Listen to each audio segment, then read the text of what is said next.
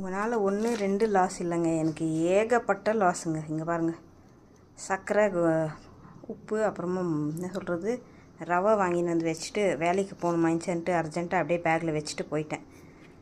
வந்து பார்க்குறதுக்குள்ளே அதை எல்லாத்தையும் கிழித்து கொட்டி, இந்த பாருங்கள், எல்லாத்தையும் கிழித்து கொட்டி இந்த பேகு பாருங்கள், கந்த பொந்தலாக ஆக்கிட்டுருக்குறாங்க. இந்த பேக்கில் தான் வாங்கின்னு வந்து வச்சுருந்தேன்.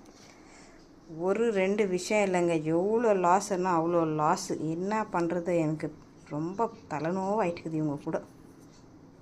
நான் கூட காலையிலேருந்து நாஷ்டா பண்ணாமல் இவங்களுக்கு வேலையிலேருந்து வந்து அர்ஜென்ட்டாக சாப்பாடு வச்சுட்டு மறுபடியும் வேலைக்கு ஓடினா அது இந்த மாதிரி பண்ணி வைக்கிறாங்க. ஏதோ ஒரு நாள் கவனக்குறைவெல்லாம் இப்படி வச்சுட்டு போயிட்டேன்.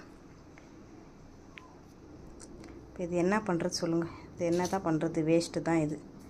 2 kg சர்க்கரை, ஒரு பேக்கெட் உப்பு, ஒரு ரவை தான் வீட்டில் தான் கடிச்சிருக்காங்க. இந்த சர்க்கரை தான் முக்கியமாக, மற்றது வேஸ்ட்டாக போனாலும் பரவாயில்லை. இவரும் இவங்க தம்பியும் தான் 2 பேரும்.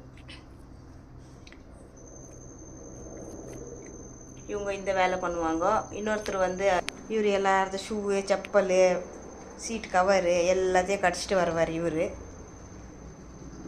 1 2 லாஸ் இல்லைங்க, என்ன பண்ணுறது, சம்பாதிக்கிறதெல்லாம் இப்படி எல்லாருக்கும் கொடுத்து இந்த மாதிரி தான் லாஸு. ஆனாலும் வச்சு வளர்த்துன்னுக்கிறேன் நான்.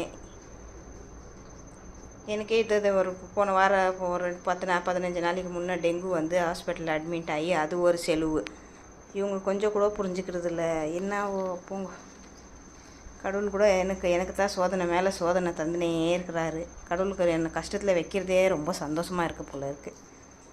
என்ன பண்ணுறதுங்க, என் வயிறு எரியுதுங்க. என்ன பண்ணுறது, நான் என்ன பண்ணுறது, விடவும் முடியாது. அதுக்காக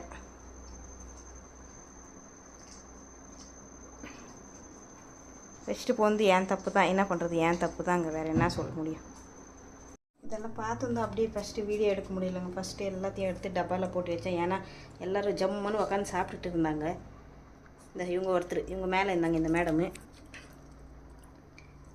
இது பாருங்கள், இப்போ கூட சாப்பிட்றதுக்கு ஓடி வந்துருக்குறாங்க. இதெல்லாம் எடுத்துகிட்டு ஃபஸ்ட்டு கட்டோரியில் வச்சுட்டு அதுக்கப்புறமா தான் வந்து வேலையிலேருந்து வந்துட்டு இந்த மற்ற இருக்கிற எல்லாம் எடுத்துட்டேன்.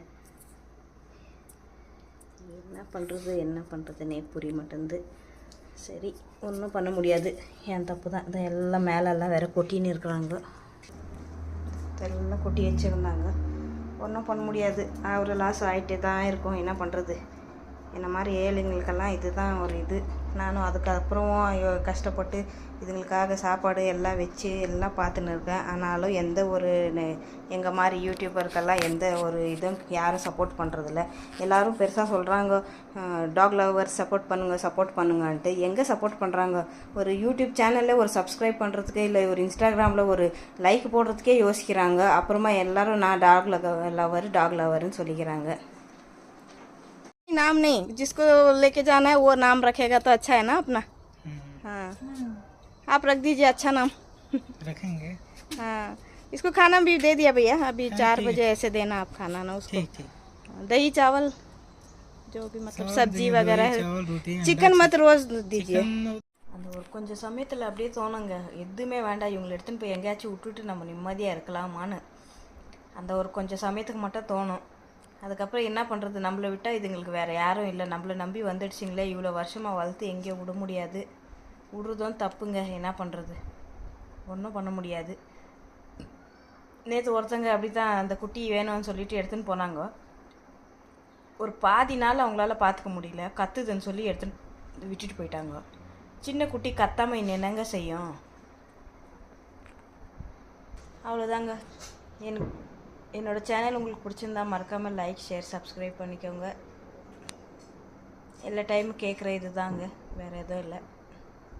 நெக்ஸ்ட் வீடியோவில் பார்க்கலாம். பாய்.